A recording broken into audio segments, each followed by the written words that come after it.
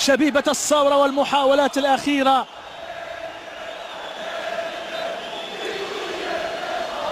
الكرة هنا مجددا، هل لمسة يد اللاعب جوبي؟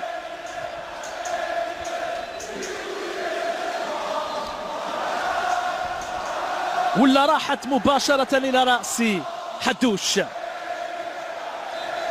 الحكم يشاهد ويعيد اللقطة من جديد. هل ستكون في هناك ركلة جزاء؟ رفيق عوينة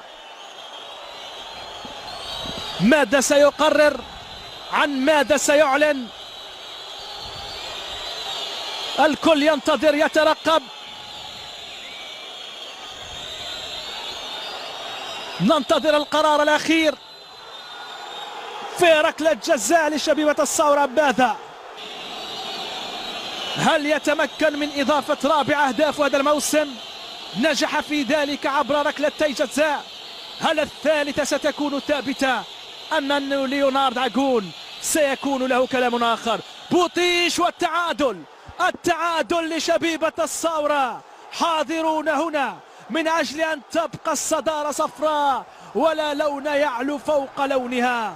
شبيبة الثورة تعود في النتيجة في الأنفاس الأخيرة في مباراة نهايتها كانت مثيرة، في مباراة نهايتها كانت مثيرة. بوطيش يعادل النتيجة 1-1، واحد في شباك سيجاري وآخر في شباك ليونارد عجون.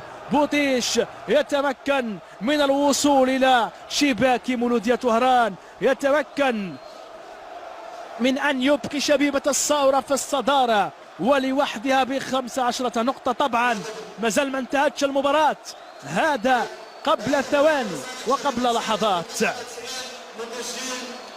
بوطيش اللاعب السابق لمولودية طهران